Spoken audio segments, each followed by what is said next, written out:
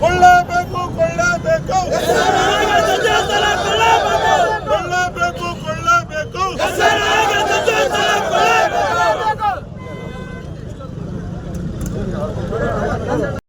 ನಾವು ಇದ್ದೀವಿ ಯಾಕಂದ್ರೆ ನಾವು ಇವತ್ತು ನಮ್ಮ ಶಾಸಕರಲ್ಲಿ ಎಲ್ಲ ಶಾಸಕರಲ್ಲಿ ಮನವಿ ಮಾಡ್ತಾ ಇದ್ದೀವಿ.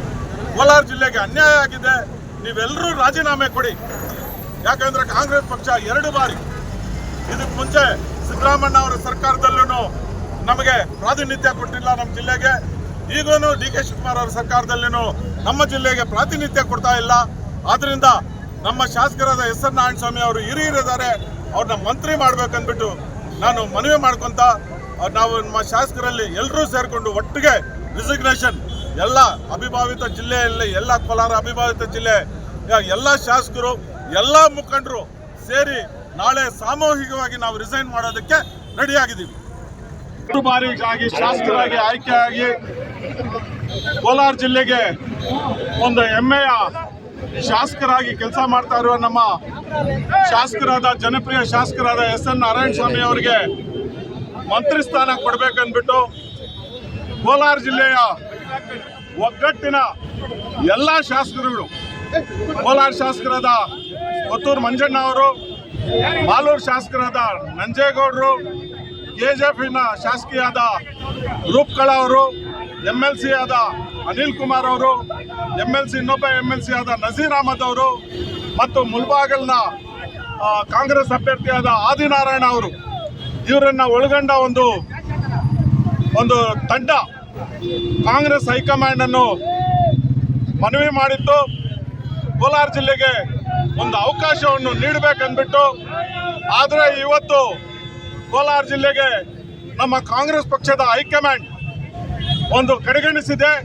ಇದಕ್ಕೆ ನಾವು ಪ್ರತಿಯಾಗಿ ಇವತ್ತು ಈ ಧರ್ನಾವನ್ನು ಇವತ್ತು ಬಂಗಾರಪೇಟೆಯಲ್ಲಿ ಬಂಗಾರಪೇಟೆ ತಾಲೂಕಿನಲ್ಲಿ ಅಂಬೇಡ್ಕರ್ ಸ್ಟ್ಯಾಚ್ಯೂ ಮುಂದ್ಗಡೆ ಒಂದು ಧರ್ನಾವನ್ನು ಹಮ್ಮಿಕೊಂಡಿದ್ದೀವಿ.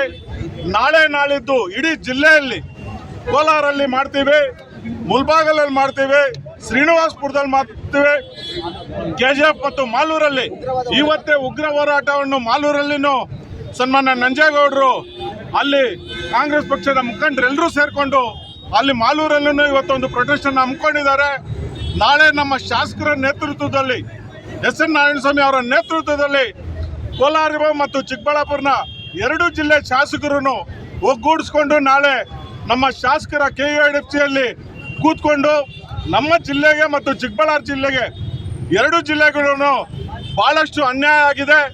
ಮೊದಲು ಸಿದ್ದರಾಮಯ್ಯ ಅವರ ಸರ್ಕಾರದಲ್ಲೂ ನಮ್ಮ ಜಿಲ್ಲೆಗೆ ಪ್ರಾತಿನಿಧ್ಯ ಸಿಕ್ಕಿಲ್ಲ ಮತ್ತು ಈಗ ನಮ್ಮ ಡಿ ಕೆ ಶಿವಕುಮಾರ್ ಸರ್ಕಾರದಲ್ಲೂ ನಮ್ಮ ಜಿಲ್ಲೆಗೆ ಮಂತ್ರಿ ಸ್ಥಾನ ಸಿಕ್ಕಿಲ್ಲ, ಚಿಕ್ಕಬಳ್ಳಾಪುರ ಜಿಲ್ಲೆಗೂ ಮಂತ್ರಿ ಸ್ಥಾನ ಸಿಕ್ಕಿಲ್ಲ ಅಂದ್ಬಿಟ್ಟು ಇವತ್ತು ನಾವು ಈ ಪ್ರೊಟೆಸ್ಟ್ ಅನ್ನು ಹಮ್ಮಿಕೊಂಡಿದ್ದೀವಿ. ನಮ್ಮ ಜಿಲ್ಲೆಯನ್ನ ಕಡೆಗಣಿಸ್ತಾ ಇರೋದಕ್ಕೆ ನಾವು ಕಾಂಗ್ರೆಸ್ ಪಕ್ಷದ ಎಲ್ಲಾ ಮುಖಂಡರು ಸೇರಿ ಇದಕ್ಕೆ ಧಿಕ್ಕಾರಗಳನ್ನ ಕೂಗಬೇಕಾಗ್ತಾ ಇದೆ. ಇದುವರೆಗೆ ನಮ್ಮ ಬಂಗಾರಪೇಟೆಗೆ ಇದುವರೆಗೆ ಯಾರ್ದು ಮಂತ್ರಿ ಸ್ಥಾನ ಸಿಕ್ಕಿಲ್ಲ. ಒಂದು ಮುಖ್ಯಮಂತ್ರಿ KC ರೆಡ್ಡಿ ಅವ್ರನ್ನ ಬಿಟ್ರೆ ಇದುವರೆಗೂ ನಮಗೆ ಯಾವುದೇ ಮಂತ್ರಿ ಸ್ಥಾನ ಸಿಕ್ಕಿಲ್ಲ. ಅದರಲ್ಲೂ ನಮ್ಮ ಶಾಸಕರು ಜನಪ್ರಿಯ ಶಾಸಕರಾದ ಎಸ್ ಎನ್ ನಾರಾಯಣಸ್ವಾಮಿ ಅವರು ಬಹಳಷ್ಟು ಕೆಲಸಗಳನ್ನ ಮಾಡಿದ್ದಾರೆ. ಒಂದು SCಯಲ್ಲಿ ಗೆದ್ದು ಕೋಲಾರ ಜಿಲ್ಲೆಯಲ್ಲಿ 8 ಲಕ್ಷ ಬಲಗೈ ಸಮುದಾಯದವರು ಇದ್ರೇನು ಇವತ್ತು ಕಾಂಗ್ರೆಸ್ ಪಕ್ಷದವರು ನಮ್ಮ ಶಾಸಕರಿಗೆ ಅನ್ಯಾಯ ಮಾಡಿದ್ದಾರೆ. ಶಾಸಕರು ಎಲ್ಲರೂ ಸೇರಿ ಇವರು 4 ಜನದಲ್ಲಿ ಯಾರಿಗನ್ನ ಕೊಡ್ರಿ, ನಮ್ಮ ಜಿಲ್ಲೆಗೆ ಮಂತ್ರಿ ಸ್ಥಾನ ಬೇಕಂದ್ಬಿಟ್ಟು ಒಂದು ಮನವಿಯನ್ನ ಮಾಡಿದ್ರೇನು ಇವತ್ತು ಕೋಲಾರ ಜಿಲ್ಲೆಯನ್ನ ಕಡೆಗಣಿಸಿರೋ ಹೈಕಮಾಂಡ್ಗೆ ನಾವೆಲ್ಲರೂ ಧಿಕ್ಕಾರವನ್ನು ಕೂಗ್ತೇವೆ. ಮುಂದಿನ ದಿನಗಳಲ್ಲಿ ನಮ್ಮ 2 ಜಿಲ್ಲೆಯ ಶಾಸಕರುಗಳು ಸೇರಿ ನಾಳೆ ನಾಳಿದ್ದು ರಾಜೀನಾಮೆಯನ್ನು ಕೊಡೋದನ್ನು ಖಚಿತ ಅಂತ ಹೇಳೋದಕ್ಕೆ ನಾನು ಇಷ್ಟಪಡ್ತೀನಿ. ಯಾಕಂದ್ರೆ ಎಲ್ಲ ಫ್ರಂಟಲ್ ಆರ್ಗನೈಸೇಷನ್ಸ್ ಇರಬಹುದು, ಬ್ಲಾಕ್ ಅಧ್ಯಕ್ಷರುಗಳಿರ್ಬಹುದು, ಜಿಲ್ಲಾ ಅಧ್ಯಕ್ಷರಿರ್ಬೋದು, ಚುನಾಯಿತ ಪ್ರತಿನಿಧಿಗಳಿರ್ಬೋದು, ಇವರೆಲ್ಲರೂ ನಾವು ನಮ್ಮ ಶಾಸಕರು ಏನೇ ನಿರ್ಧಾರ ತಗೊಂಡ್ರು ಅವ್ರ ಜೊತೆಗೆ ನಾವು ಇದ್ದೀವಿ.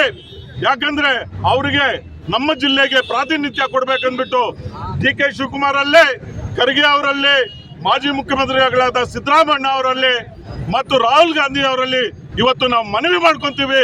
ನಮ್ಮ ಜಿಲ್ಲೆಗೆ ಯಾರನ್ನ ಇವಾಗ ರಿಸೈನ್ ಮಾಡಿ ನಮ್ಮ ಜಿಲ್ಲೆಗೆ ಮಂತ್ರಿ ಸ್ಥಾನ ಕೊಡಬೇಕು. ಅದರಲ್ಲಿ ಪ್ರಥಮವಾಗಿ ಎಸ್.ಎಲ್. ನಾರಾಯಣಸ್ವಾಮಿ ಅವರಿಗೆ ಮಂತ್ರಿ ಸ್ಥಾನ ಕೊಡ್ಬೇಕಂದ್ಬಿಟ್ಟು ನಾನು ಮನವಿಯನ್ನ ಮಾಡ್ಕೊಂತ ನಾನು ಜೈ ಹಿಂದ್ ಜೈ ಕರ್ನಾಟಕ. ರಾತ್ರಿವರೆಗೂ ಕೂಡ ನಮ್ಮ ಶಾಸಕರ ಹೆಸರು ಪಟ್ಟಿಯಲ್ಲಿ ಹೈಕಮಾಂಡ್ ಪಟ್ಟಿಯಲ್ಲಿತ್ತು, ಬೆಳಗ್ಗೆ ಇಲ್ಲ. ಹೈಕಮಾಂಡ್ ಇವತ್ತು ನಾನು ಮನವಿ ಮಾಡ್ತೀನಿ, ನಾನೊಬ್ಬ ಬ್ಲಾಕ್ ಅಧ್ಯಕ್ಷನಾಗಿ ಮನವಿ ಮಾಡ್ತಾ ಇದ್ದೇನೆ. ನೀವೇನಾದ್ರೂ ಕೂಡ ಮುಂದಿನ ದಿನಗಳಲ್ಲಿ ಮುಂದೆ ನಮ್ಮ ಶಾಸಕರಿಗೆ ಸಚಿವ ಸ್ಥಾನ ನೀಡದೇ ಇದ್ರೆ ಇಡೀ ಬಂಗಾರಪೇಟೆ ಕ್ಷೇತ್ರನೇ ಹಾಳೋಗೋದ್ರಲ್ಲಿ ಸಂಶಯನೇ ಇಲ್ಲ. ಬಂಗಾರಪೇಟೆಯಲ್ಲಿ ಕಾಂಗ್ರೆಸ್ಸೇ ಇರೋದಿಲ್ಲ. ಹೈಕಮಾಂಡ್ ಪದೇ ಪದೇ ಮನವಿ ಮಾಡ್ತಾ ಇದ್ದೇನೆ, ಎಸ್.ಎಲ್. ನಾರಾಯಣಸ್ವಾಮಿ ಅವರಿಗೆ ಸಚಿವ ಸ್ಥಾನ ನೀಡದೆ ಹೋದ್ರೆ ಬಂಗಾರಪೇಟೆ ಕ್ಷೇತ್ರದಲ್ಲೇ ಕಾಂಗ್ರೆಸ್ ನಿರ್ನಾಮ ಆಗುತ್ತೆ. ದಯವಿಟ್ಟು ದೂರಲ್ಲಿ ಹೈಕಮಾಂಡ್ ಅಲ್ಲಿ ಮನವಿ ಮಾಡ್ತಾ ಇದ್ದೇನೆ, ನೀವು ಅದನ್ನು ಪರಿಗಣಿಸಿ ನಮ್ಮ ಶಾಸಕರಿಗೆ ಮಂತ್ರಿ ಸ್ಥಾನ ಕೊಡಬೇಕು. ನೀವು ಕೊಡದೇ ಇದ್ರೆ ನಾವು ಬಂಗಾರಪೇಟೆ ಬ್ಲಾಕ್ ಮತ್ತು ಬೂದಿಕೋಟೆ ಬ್ಲಾಕ್ ಎರಡೂ ಬ್ಲಾಕ್ಗಳು ಕೂಡ ನಮ್ಮ ಸ್ಥಾನಕ್ಕೆ ನಾವು ರಾಜೀನಾಮೆ ಸಲ್ಲಿಸ್ತೇವೆ. ಎಲ್ಲ ನಮ್ಮ ಕಾಂಗ್ರೆಸ್ ಕಾರ್ಯಕರ್ತರಿಗೆ ತುಂಬಾ ನೋವಾಗ್ತಾ ಇದೆ. ಯಾಕಂದ್ರೆ ಇಡೀ ಈ ಜಿಲ್ಲೆಯಲ್ಲಿ 3 ಬಾರಿ ಶಾಸಕರಾಗಿರ್ತಾರೆ ಎಸ್.ಎಲ್. ನಾರಾಯಣಸ್ವಾಮಿ ಅವರು. ಕಂಟಿನ್ಯೂಸ್ ಆಗಿ 3 ಬಾರಿ ಗೆದ್ದಿರ್ತಾರೆ. ಈ ಜಿಲ್ಲೆಯಲ್ಲಿ ಯಾರಿಗಾದ್ರೂ ಕೊಡ್ಲಿ ಅಂತ ಎಸ್.ಎಲ್. ನಾರಾಯಣಸ್ವಾಮಿ ಅವರು ಒಗ್ಗಟ್ಟಿನಿಂದ ಹೇಳಿರ್ತಾರೆ. ಅದು ತುಂಬಾ ಅನ್ಯಾಯ ಮಾಡ್ತಾ ಇದೆ. ಇದೇ ಹೈಕಮಾಂಡ್ 2 ಬಾರಿ ಒಂದೊಂದು ಬಾರಿ ಅವ್ರನ್ನ ಮಂತ್ರಿ ಮಾಡ್ತಾ ಇದ್ದಾರೆ. ತುಂಬಾ ಮೋಸದ ಸಂಗತಿ ಇದಂತೂ. ಇಡೀ ನಮ್ಮ ಕಾರ್ಯಕರ್ತರು ತುಂಬಾ ನೋವಲ್ಲಿದ್ದಾರೆ, ತುಂಬಾ ಅಳನ್ನ ಒತ್ತಾಕೊಂಡ್ತಾ ಇದ್ದಾರೆ. ಇದು ಉಗ್ರವಾದ ಹೋರಾಟವನ್ನು ನಡೆಸ್ತೀವಿ. ಯಾಕಂದ್ರೆ 1 ಬಾರಿ ಗೆದ್ದಿರ್ತಕ್ಕಂಥವ್ರಿಗೆ 2 ಬಾರಿ ಗೆದ್ದಿರ್ತಕ್ಕಂಥವ್ರಿಗೆ ಮಂತ್ರಿ ಸ್ಥಾನ ಕೊಡ್ತೀವಿ ಸಚಿವ ಸಂಪುಟದಲ್ಲಿ. ನಿಜವಾಗ್ಲೂ ಹೇಳ್ಬೇಕಂದ್ರೆ ನಮ್ಮ ಹೈಕಮಾಂಡ್ಗೆ ಕಣ್ಣಿಗೆ ಕಾಣಿಸ್ತಾ ಇಲ್ಲ. ಯಾಕಂದ್ರೆ ದುಡ್ದವ್ರು ಯಾರು, ಕಷ್ಟಪಡ್ತಾ ಇರೋರು ಯಾರು, ಪಕ್ಷನ ಸಂಘಟನೆ ಮಾಡ್ತಾ ಇರೋರು ಯಾರು ಅಂತ ಕೋಲಾರ ಜಿಲ್ಲೆನೇ ಮರ್ತೋಗಿದ್ದಾರೆ. ಸಿದ್ದರಾಮಯ್ಯನ ಕಾಲದಲ್ಲೂ ಇಲ್ಲ, ಇವತ್ತು ಡಿ.ಕೆ. ಶಿವಕುಮಾರ್ ಕ್ಯಾಬಿನೆಟ್ ಅಲ್ಲೂ ಇಲ್ಲ. ಇದು ತುಂಬಾ ಅನ್ಯಾಯದ ನೋವಿನ ಸಂಗತಿ.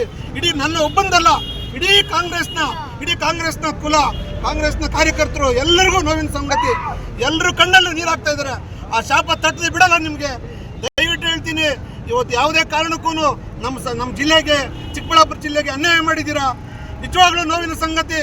ಯಾಕಂದ್ರೆ ಎಲ್ಲಾ ಸಚಿವ ಸಂಪುಟದಲ್ಲಿ 2 ಬಾರಿ 1 ಬಾರಿ ಅಂತವ್ರನ್ನ ಮಾತ್ರ ಮಂತ್ರಿ ಮಾಡಿದ್ದೀರಾ. ಏನ್ ಅನ್ಯಾಯ ಆಗಿದೆ, ಏನ್ ಅನ್ಯಾಯ ಮಾಡಿದ್ದೀರಾ? ಪಕ್ಷ ಕಟ್ಟಲಿಲ್ಲ, ದುಡಿತಾ ಇಲ್ವಾ? ಪಕ್ಷಕ್ಕೆ ದುಡಿತಾ ಇಲ್ವಾ? ಇಡೀ ಬಂದು ನಮ್ಮ ಕ್ಷೇತ್ರಗಳಲ್ಲಿ ನೋಡಿ ಅಭಿವೃದ್ಧಿ ಹೆಂಗಿದೆ ಅಂತ. ಇದು ತುಂಬಾ ನೋವಿನ ಸಂಗತಿ.